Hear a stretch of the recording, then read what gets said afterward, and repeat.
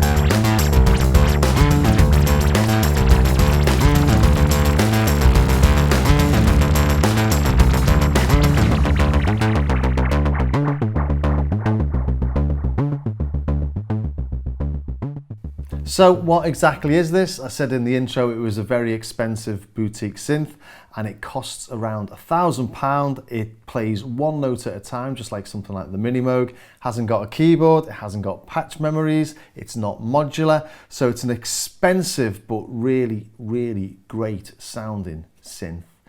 It's analog all the way through, got VCOs, voltage controlled oscillators, everything inside's analog. Nothing sends any information via MIDI, nothing receives information via MIDI. The only thing you can get are the notes in and a sort of a sync clock from your DAW. And also we've got this little sequencer here so we can put in 16 notes of a sequence, but you can't save it, it just sort of is what it is. And I'll go through all that in a minute. But first let's just take a look at the sort of the panel. It's an all metal construction. It comes in this nice desktop box. You can't rack mount it. You could on the original version, but this one you can't. At the back we've got a MIDI in and a MIDI through. It doesn't send MIDI out, as I said. We've got a single audio out. It's a monosynth. It doesn't send stereo, and we've got the power as well. On the left hand side we've got some more inputs and outputs for CV, so you can link it up to your modular rack. On the bottom left here we've got sequencer sync, the LFO, the envelopes, and we've got the sequencer CV, which is basically what all these knobs are set to, and I'll go through all that in a minute. But let's start off by listening to the oscillators and listening to the raw sound of this thing, because it really is something else. We've got two oscillators and a sub on this, and both oscillators will only give you a sawtooth or a pulse, so there's not a lot of options on the actual waveforms that you can get like you do on most synths. But this isn't about having loads of flexible options, it's about the sound of the thing. So here we go. This is just a single oscillator playing a sawtooth.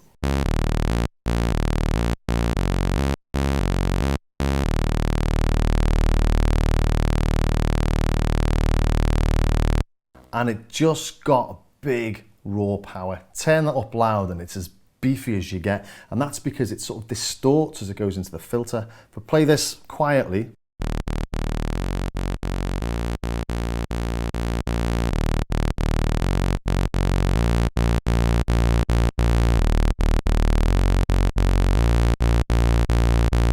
if you're listening to that on a big system, you get this really thick bass coming out of it. And then we can add a sub oscillator as well.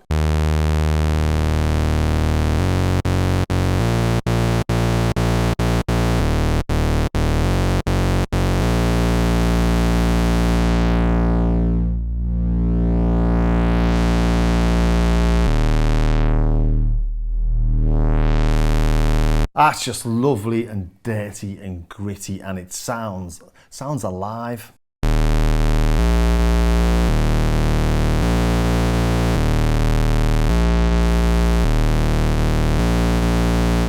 And then add the second oscillator.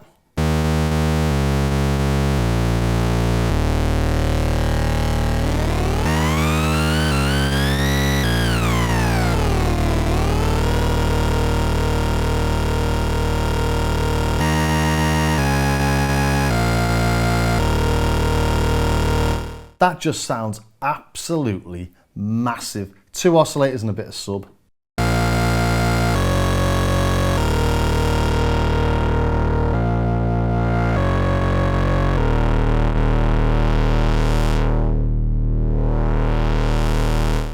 I love it. It sounds great, doesn't it? We've got sync on oscillator 2 as well.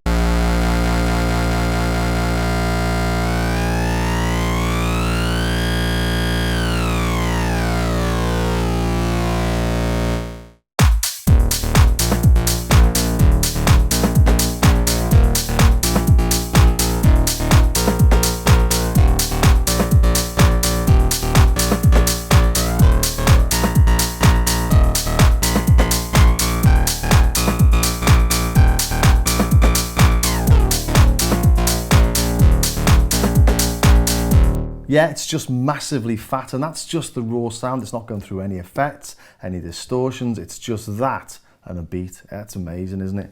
Let's have a listen to a bit of PWM as well.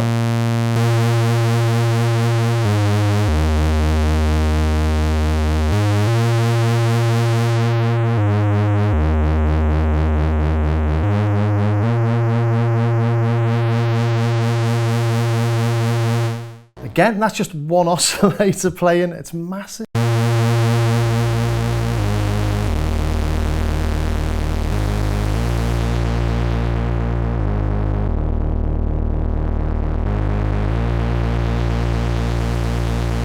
I think you can probably tell I'm a little bit of a fan of this.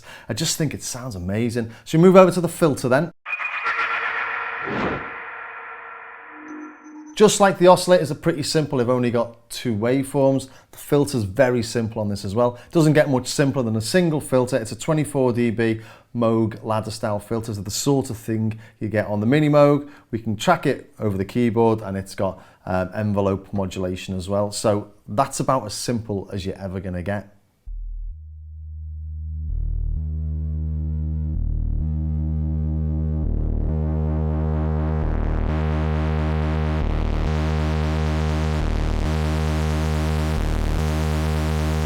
Good, isn't it? Let's add some resonance. You'll notice when you add the resonance, you lose a lot of volume like you do on all Moog style filters.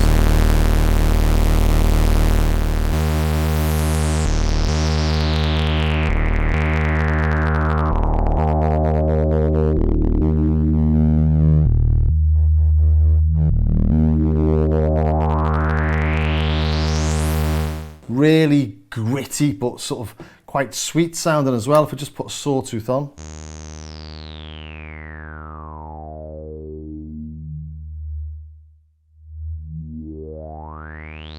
Nice, isn't it?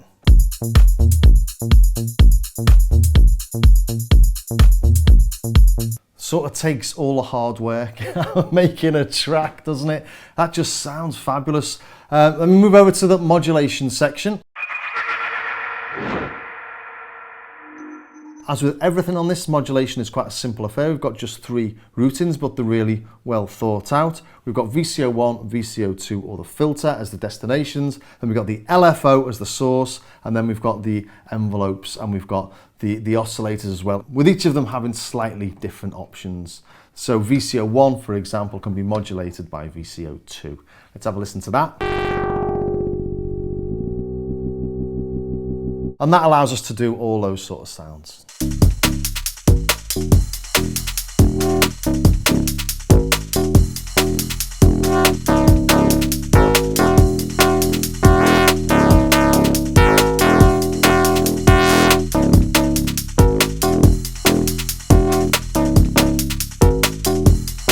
So yeah, again, it's simple, but it's really effective. And then we've got 2 envelopes, not really going to show the envelopes, nothing too much interesting to show there. But what is interesting is this CV sequencer. So let's take a look at that next. And this really is quite unique, and it's the reason why you can get all sorts of mad stuff out of this that you wouldn't normally get from a standard setup. You've got these 8 knobs along the bottom, and they represent the 8 steps.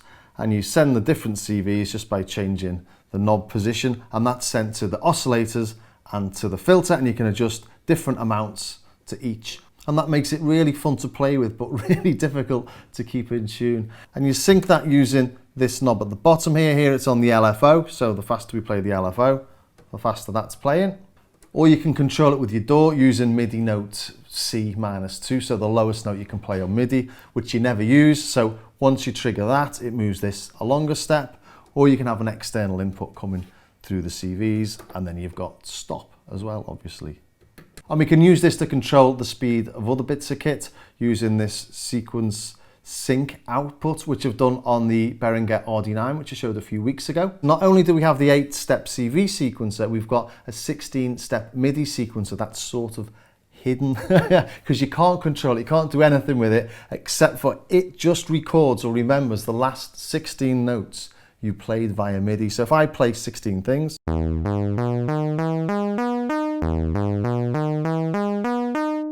it's remembered those. If I turn all this down, so just listening to those notes are played.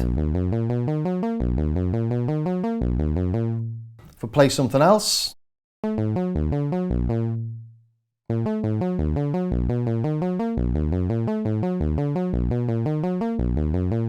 and that means that you can just do all sorts of mad stuff on the fly.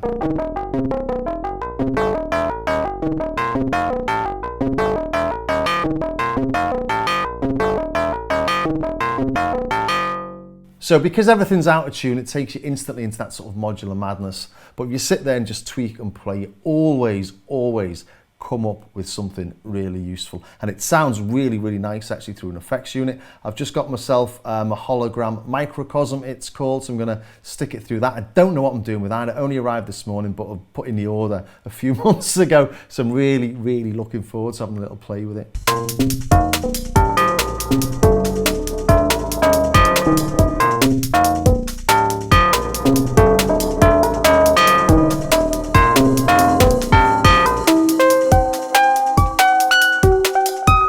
That was all very nice and a little bit experimental, but now you've heard what it can do, is it for you?